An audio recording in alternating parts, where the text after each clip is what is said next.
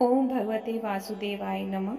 श्रीमद् भागवत पुराण की महात्म्य के चौथे अध्याय में आपका स्वागत है। इसी श्रृंखला में पहला, दूसरा और तीसरा अध्याय इस चैनल पे उपलब्ध है। आप उन्हें वहां से सुन सकते हैं। तीसरे अध्याय में संत ऋषि नारद जी और अन्य सभी को श्रीमद् भागवत पुराण के महत्व के बारे में बताते हैं और सप्ताह विधि से इसका आयोजन करते हैं, जिससे भक्ति के कष्ट की निवृत्ति होती है। तो आज के इस चौथे अध्याय में हम गोकर्ण और धुंधकारी की कथा सुनेंगे। सूत जी कहते हैं, मुनिवर, उस समय अपने भक्तों के चित्त में अलौकिक भक्ति का प्रादुर्भाव हुआ देख भक्त वत्सल श्री भगवान अपना धाम छोड़कर वहां पधारे। उनके गले में बनमाला शोभा पा रही थी। श्रीअंग सजल जलधर के समान श्याम वर्ण था। उस पर मनोहर पीतांबर सुशोभित था। कटी प्रदेश करधनी की लड़ियों से सुसज्जित था। सिर पर मुकुट की लटक और कानों में कुंडलों की झलक देखते ही बनती थी। वे त्रिभंग ललित भाव से खड़े हुए चित्त को चुराए लेते थे। वक्षस्थल पर कौस्तुभ मणि दमक रही थी। सारा श्रीअंग हरिचंदन से चर्चित था। उस रूप की शोभा क्या कहें। उसने तो मानो करोड़ों कामदेवों की रूप माधुरी छीन ली थी।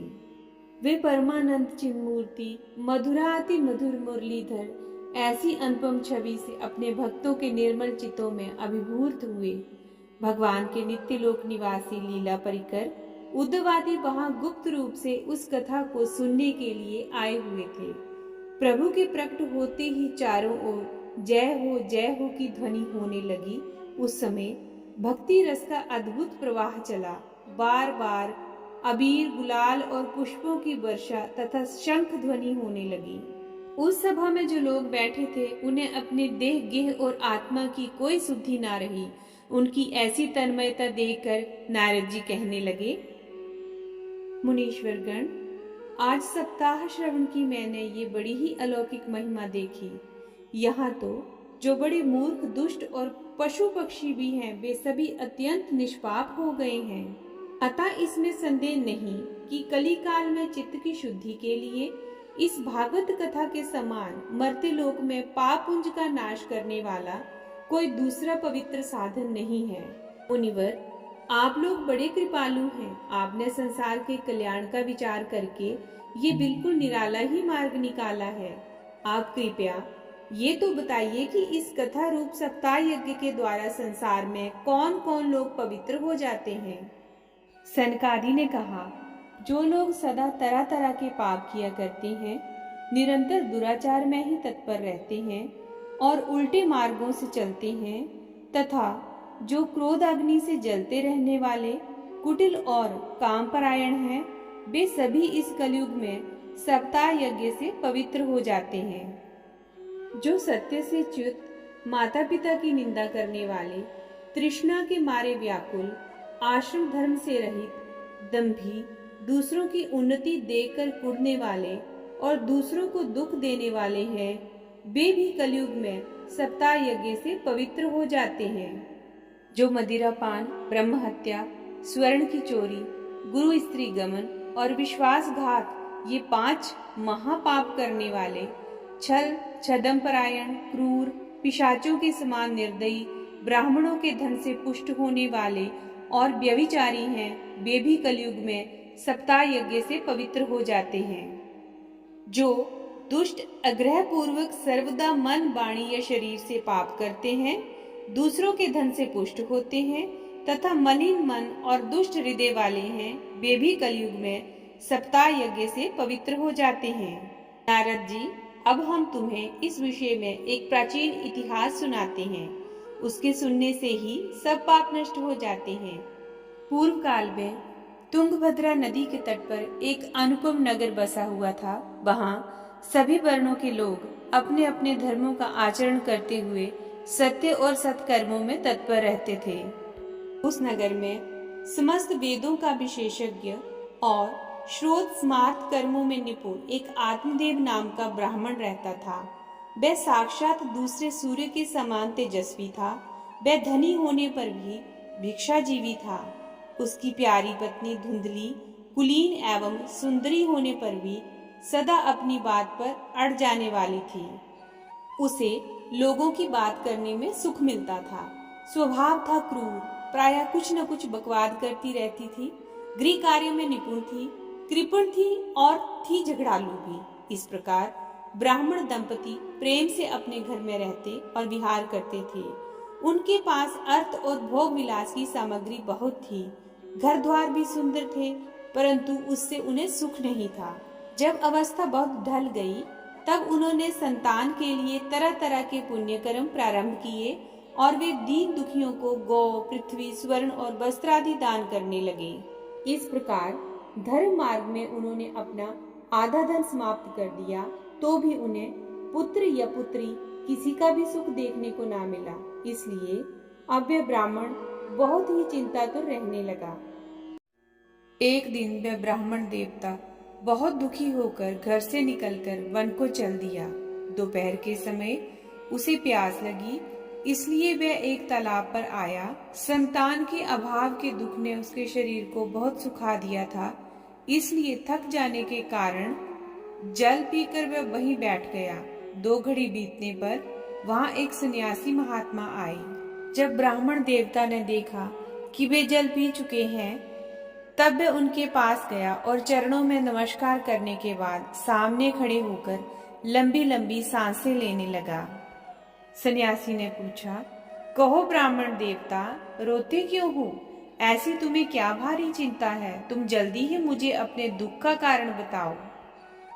ब्राह्मण ने कहा, महाराज, मैं अपने पूर्व जन्म के पापों से संचित दुख का क्या वर्णन करूं?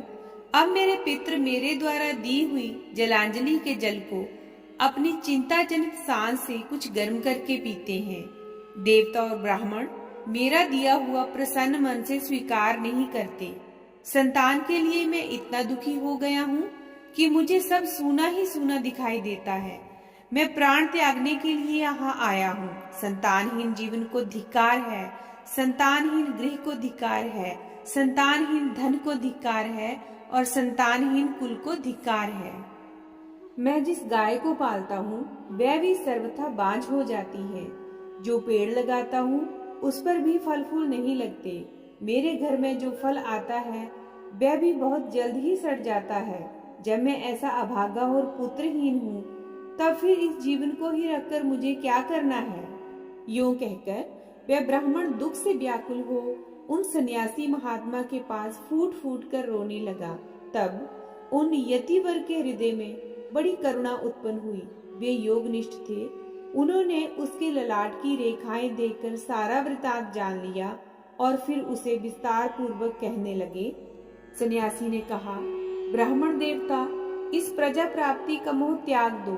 कर्म की गति प्रबल है। विवेक का आश्रय लेकर संसार की वासना छोड़ दो। विप्रवर, सुनो, मैंने इस समय तुम्हारा प्रारब्ध देखकर निश्चय किया है कि 7 जन्म तक तुम्हारे कोई संतान किसी प्रकार नहीं हो सकती। पूर्व काल में राजा सागर एवं अंग को संतान के कारण दुख भोगना पड़ा था। ब्राह्मण, अब तुम कुटुंब की आशा छोड़ दो। संन्यास में ही सब प्रकार का सुख है। ब्राह्मण ने कहा, महात्मा जी, विवेक से मेरा क्या होगा? मुझे तो बलपूर्वक पुत्र दीजिए, नहीं तो मैं आपके सामने ही शोक मूर्छित होकर अपने प्राण त्यागता हूँ। जिसमें पुत्र स्त्री आदि का सुख नहीं है, ऐसा संन्यास तो सर्वथा नीरस ही है। लोक में सरस तो पुत्र पौत्र आदि से भरा पूरा गृहस्थाश्रम ही है। ब्राह्मण का ऐसा आग्रह देखकर उन तपोधन ने कहा, विधाता के लेख को मिटाने का हठ करने से राजा चित्रकेतु को बड़ा कष्ट उठाना पड़ा था। इसलिए दैव जिसके उद्योग को कुचल देता है, उस पुरुष के समान तुम्हें भी पुत्र से सुख नहीं मिल सकेगा। तुमने तो बड़ा हठ पकड़ रखा है और अर्थी के रूप में तुम मेरे सामने उपस्थित हो। ऐसी दशा में मैं तुमसे क्या कहूँ?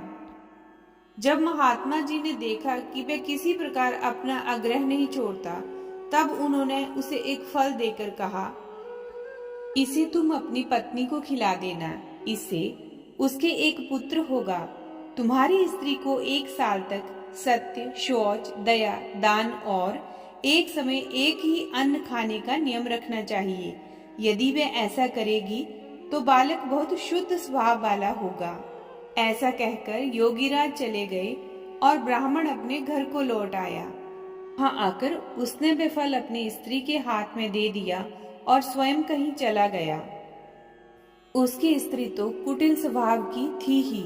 वह रो रो कर अपनी एक सखी से कहने लगी, सखी, मुझे तो बड़ी चिंता हो गई। मैं तो ये फल नहीं खाऊंगी। फल खाने से गर्व रहेगा और गर्व रहने से पेट बढ़ जाएगा, फिर कुछ खाया पिया जाएगा नहीं। इससे मेरी शक्ति क्षीण हो जाएगी। तब बता, घर का धंधा कैसे होगा? और दैवश यदि कहीं गांव में डाकुओं का आक्रमण हो गया तो गर्भिणी स्त्री कैसे भागेगी? यदि शुकदेव जी की तरह ये गर्भ भी पेट में ही रह गया तो इसे बाहर कैसे निकाला जाएगा? और कहीं प्रसव काल के समय वह टेढ़ा हो गया तो फिर प्राणों से ही हाथ धोना पड़ेगा। यों भी प्रसव के समय बड़ी भयंकर पीड़ा होती है। मैं सुकुमारी भला ये सब कैसे सह सकूंगी? मैं जब दुर्बल पड़ जाऊंगी तब ननद रानी आकर घर का सारा माल मता समेट ले जाएंगी और मुझसे तो सत्य शौचादि नियमों का पालन होना भी कठिन ही जान पड़ता है।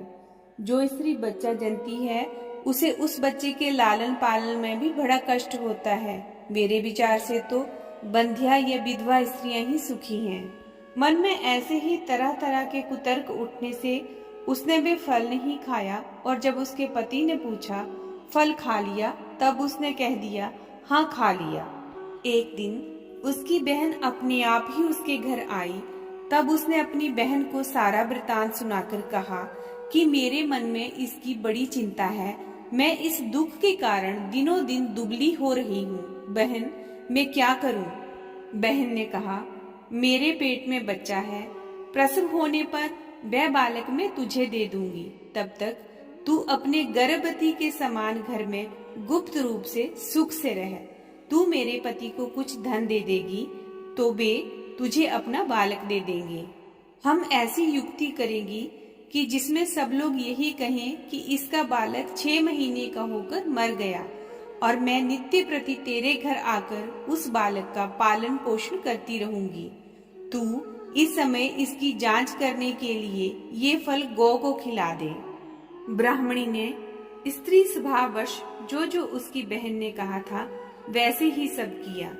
तब समय अनुसार जब उस स्त्री के पुत्र हुआ तब उसके पिता ने चुपचाप लाकर उसे धुंधली को दे दिया और उसने आत्मदेव को सूचना दे दी कि मेरे सुखपूर्वक बालक हो गया है। इस प्रकार आत्मदेव के पुत्र हुआ सुनकर सब लोगों को बड़ा आनंद हुआ। ब्राह्मण ने उसका जात कर्म संस्कार करके ब्राह्मणों को दान दिया और उसके द्वार पर गाना बजाना तथा अनेक प्रकार के मांगलिक कृत्य होने लगे। धुंधली ने अपने पति से कहा, मेरे स्तनों में तो दूध ही नहीं है, फिर गो आदि किसी अन्य जीव के दूध से मैं इस बालक का किस प्रकार पालन करूंगी? मेरी बहन के अभी बालक हुआ था, वह मर गया है। उसे बुलाकर अपने यहाँ रख लें तो वह आपके इस बच्चे का पालन पोषण कर लेगी। तब पुत्र की रक्षा के लिए आत्मदेव ने वैसा ही किया तथा माता धुंधली ने उस बालक का नाम धुंधकारी रखा। 3 महीने बीतने पर उस गौ के भी एक मनुष्य आकार का बच्चा हुआ। वह सर्वांग सुंदर, दिव्य, निर्मल तथा सुवर्ण की सी कांति वाला था। उसे देखकर ब्राह्मण देवता को बड़ा आनंद हुआ और उसने स्वयं ही उसके सब संस्कार किए। सब लोगों को बड़ा ही आश्चर्य हुआ और वे बालक को देखने के लिए आए तथा आपस में कहने लगे, देखो भाई, अब आत्मदेव का कैसा भाग्य उदय हुआ है। कैसे आश्चर्य की बात है कि गौ के भी ऐसा दिव्य रूप बालक उत्पन्न हुआ है। देवयोग से इस गुप्त रहस्य का किसी को भी पता न लगा। आत्मदेव ने उस बालक के गौके से कान देखकर उसका नाम गौकर्ण रखा। कुछ काल बीतने पर वे दोनों बालक जवान हो गए। उनमें गौकर्ण तो बड़ा ही पंडित और ज्ञानी हुआ, किंतु धुंधकारी बड़ा ही दुष्ट निकला।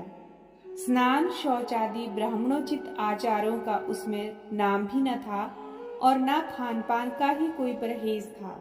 क्रोध उसमें बहुत बड़ा चढ़ा था। वह बुरी बुरी वस्तुओं का संग्रह किया करता था। मुर्दे के हाथ से छुआ हुआ अन्न भी खा लेता था।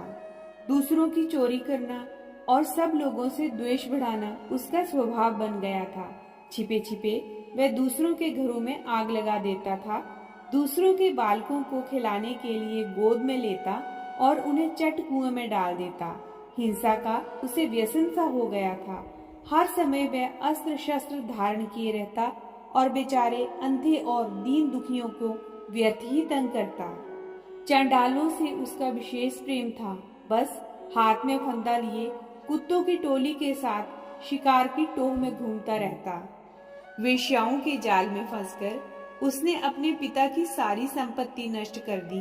एक दिन माता पिता को मार पीट कर घर के सारे बर्तन भांडे उठा ले गया। इस प्रकार जब सारी संपत्ति स्वाहा हो गई तब उसका कृपण पिता फूट फूट कर रोने लगा और बोला, इससे तो इसकी माँ का बांझ रहना ही अच्छा था। कुपुत्र तो बड़ा ही दुखदायी होता है। अब मैं कहाँ रहूं, कहाँ जाऊं? मेरे इस संकट को कौन काटेगा? हाय, मेरे ऊपर तो कितनी बड़ी विपत्ति आ पड़ी है। इस दुख के कारण अवश्य मुझे एक दिन प्राण छोड़ने पड़ेंगे। उसी समय परम ज्ञानी गोकर्ण जी वहां आए और उन्होंने पिता को वैराग्य का उपदेश करते हुए बहुत समझाया। वे बोले, पिताजी, ये संसार असार है। ये अत्यंत दुख रूप और मोह में डालने वाला है। पुत्र किसका, धन किसका? स्नेहवान पुरुष रात दिन दीपक के समान जलता रहता है। सुख तो न इंद्र को है न चक्रवर्ती राजा को ही। सुख है तो केवल विरक्त एकांत जीवी मुनि को। ये मेरा पुत्र है, इस अज्ञान को छोड़ दीजिए। मोह से नरक की प्राप्ति होती है। ये शरीर तो नष्ट होगा ही, इसलिए सब कुछ छोड़कर वन में चले जाइए। गोकर्ण के वचन सुनकर आत्मदेव वन में जाने के लिए तैयार हो गया और उनसे कहने लगा, बेटा, वन में रहकर मुझे क्या करना चाहिए, ये मुझसे विस्तार पूर्वक कहो। मैं बड़ा मूर्ख हूँ। अब तक कर्मवश स्नेह पाश में बंधा हुआ अपंग की भांति इस घर रूप अंधेरे कुएं में ही पड़ा रहा हूँ। तुम बड़े दयालु हो, इसे मेरा उद्धार करो। गोकर्ण ने कहा, पिताजी, ये शरीर हड्डी मांस और रुधिर का पिंड है। इसे आप मैं मानना छोड़ दें और स्त्री पुत्र आदि को अपना कभी न माने। इस संसार को रात दिन क्षण भंगुर देखें। इसकी किसी भी वस्तु को स्थायी समझकर उसमें राग न करें। बस एकमात्र वैराग्य के रसिक होकर भगवान की भक्ति में लगे रहें। भगवत भजन ही सबसे बड़ा धर्म है। निरंतर उसी का आश्रय लिए रहें। अन्य सब प्रकार के लौकिक धर्मों से मुख मोड़ लें। सदा साधु जनों की सेवा करें। भोगों की लालसा को पास न फटकने दें तथा जल्दी से जल्दी दूसरों के गुण दोषों का विचार करना छोड़कर एकमात्र भगवत सेवा और भगवान की कथाओं के रस का ही पान करें। इस प्रकार पुत्र की वाणी से प्रभावित होकर आत्मदेव ने घर छोड़ दिया और वन की यात्रा की। यद्यपि उसकी आयु उस समय 60 वर्ष की हो चुकी थी, फिर भी बुद्धि में पूरी दृढ़ता थी। वहां रात दिन भगवान की सेवा पूजा करने से और नियम पूर्वक भागवत के 10वें स्कंद का पाठ करने से उसने भगवान श्री कृष्णचंद्र को प्राप्त कर लिया। इसी के साथ श्रीमद् भागवत महापुराण के महात्म्य का 4था अध्याय संपूर्ण होता है। हरे कृष्णा।